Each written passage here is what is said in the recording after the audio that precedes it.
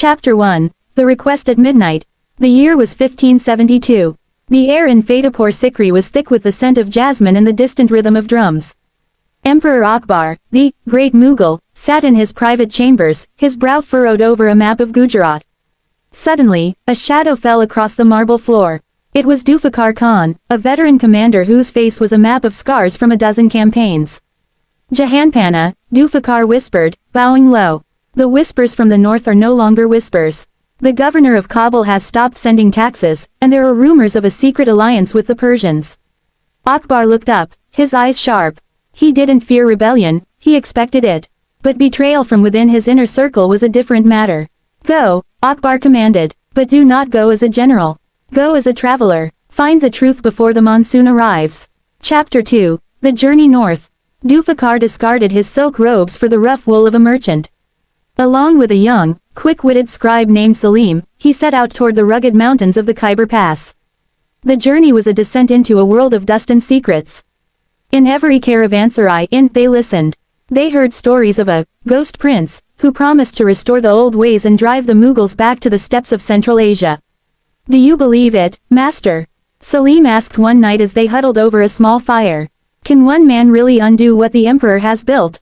An empire is like a great banyan tree, Zulfikar replied, staring into the flames. It looks indestructible, but a few silent termites at the roots can bring it down faster than an army of elephants. Chapter 3. The Fortress of Silences. They reached the outskirts of Kabul under a blood-red moon. The city was on edge. Zulfikar's contact was an old spy named Fatima, who lived in the shadow of the city's great mosque. You are late, Fatima hissed, pulling them into a cellar filled with the smell of old parchment and spices. The governor has already signed the pact. The Persian envoy is here, hidden in the Fortress of Silences. Zulfikar felt a chill. The Fortress of Silences was a mountain stronghold thought to be haunted.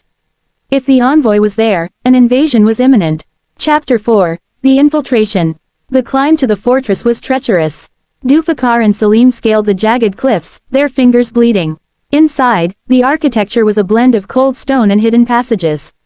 They moved like ghosts. In the central hall, they saw him, Governor Mirza, laughing with a man dressed in the opulent silks of the Safavid court.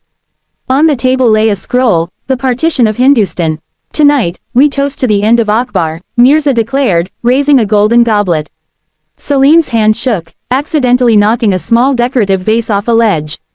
The sound echoed like a thunderclap in the silent hall.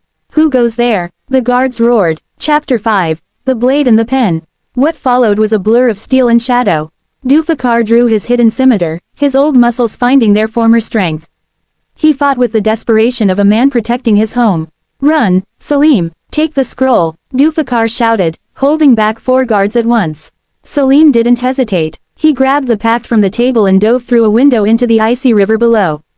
Zulfikar, wounded but defiant, allowed himself to be captured, knowing that as long as the emperor had that paper, the rebellion was dead. Chapter 6. The Emperor's Justice. Weeks later, a battered Salim reached Fatehpur Sikri. When Akbar read the names on the scroll, his face turned to stone. He didn't scream, his silence was more terrifying. The Mughal army moved with the speed of a desert storm. Kabul was retaken within a month. The governor was executed for treason, but the ghost prince was found to be a mere puppet of the Persians. Zulfikar was found in a dungeon, thin and grey, but alive. When he was brought before Akbar, the emperor stood up from the Peacock throne, a rare gesture of respect. You saved the empire, old friend, Akbar said, placing a hand on Zulfikar's shoulder. No, Jahanpana, Zulfikar smiled weakly. I only reminded them that the roots of the banyan tree are still deep. Epilogue. The Echo of History. The story of Zulfikar Khan was never written in the official royal chronicles. The Mughals preferred to record victories, not near betrayals. But in the small villages of the north, they still tell the tale of the merchant with the steel eyes, who saved a throne with a single night of courage. History, after all, isn't just made by kings, it's held together by the shadows who serve them.